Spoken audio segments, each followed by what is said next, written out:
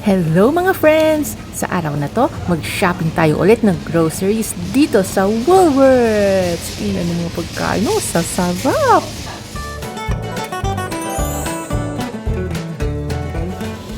At ang una natin nakita ay etong 8-pack na mini croissants. $3.04 na lang imbis na $4.50.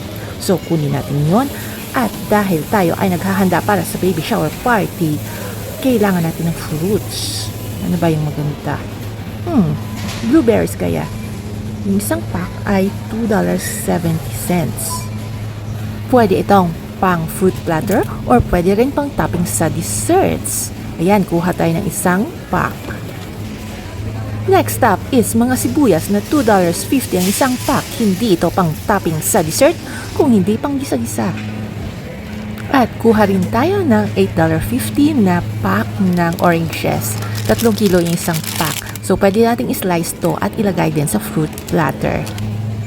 Ngayon, dahil gagawa tayo ng cheese pimiento sandwich, ay kailangan natin ng capsicum o pidada. Kuha tayo ng siguro isa lang. Kasi malaki rin yung pidada dito. Ang lalaki So, isa lang pwedeng na yan sa recipe natin ng cheese pimiento sandwich. Ito naman ay $9.90 ang isang kilo.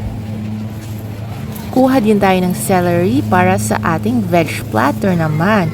Mahilig tayo dito sa mga veg platter at mga fruit platter. Yung i-chop-chop natin yung gulay. Tapos may mga dip-dip, ganon. Ngayon, kailangan ba natin ng soft drinks? Hindi yata kasi meron na tayong soft drinks doon at saka cordial. So, daan lang tayo dito. Next up is spinach. Kailangan natin ng leafy greens para kunwari healthy yung pagkain natin. Ito kunin natin yung malaking pack na $5 each. Pwede ito ilagay sa sandwiches, yung spinach, at saka sa mga soup din later on. Kailangan din natin ng time para pang topping din sa mga kung ano-anong ibang pagkain dyan. Yung arancini yata, lagyan ko ng time na topping. Tapos, kailangan natin hindi natin kailangan ng lamingtons, pero kukuha ako ng lamingtons kasi etong si Pat at si G ay hindi pa nila yata na nasubukan tong lamingtons Parang Australian na dessert itong lamingtons. Pwede rin snack.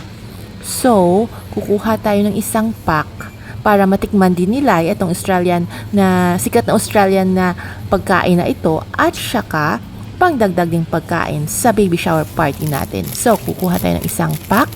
Pwede na to.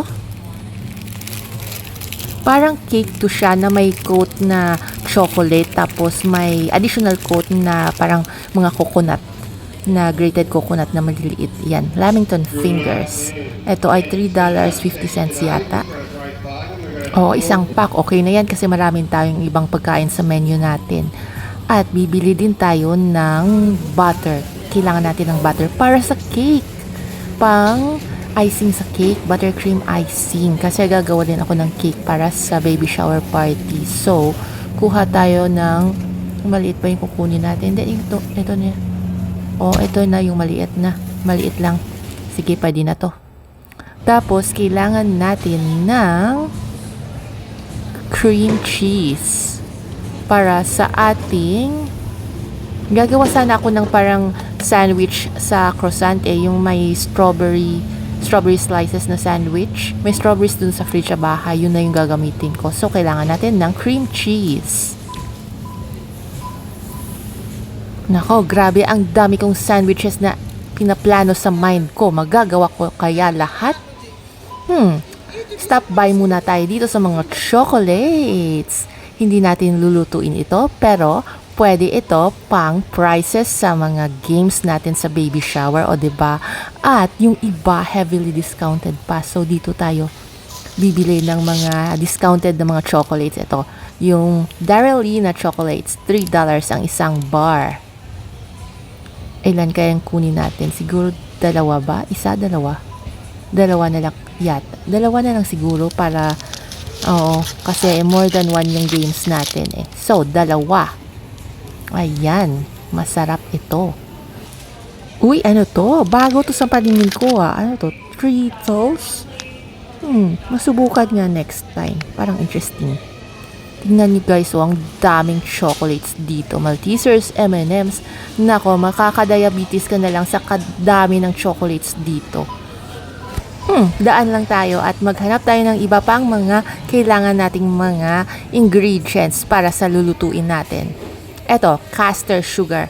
Para ito sa cake. Yung caster sugar ay yung mas fine siya na version ng usual na sugar na ginagamit natin na pangtimpla.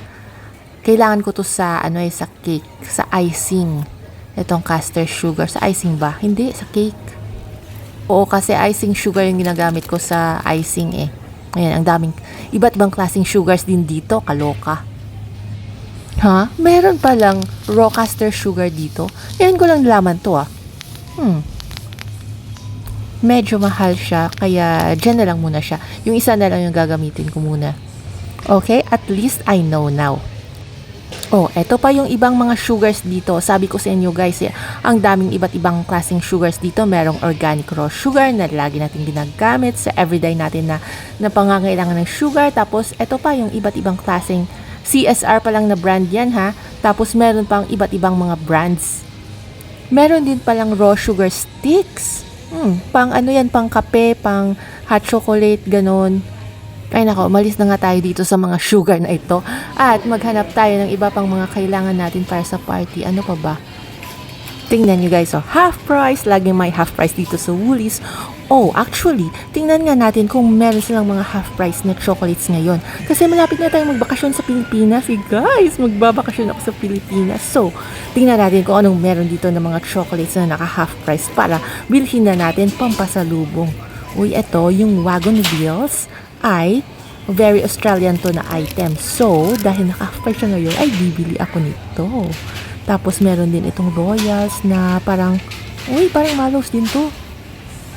At ito ay magkano? $2.50? Teka lang. Tama ba to? $2.50. Naka-half price. Teka lang, kasama ba to sa half price? Kasi minsan, iba yung naka-label. Tapos, iba yung naka-display.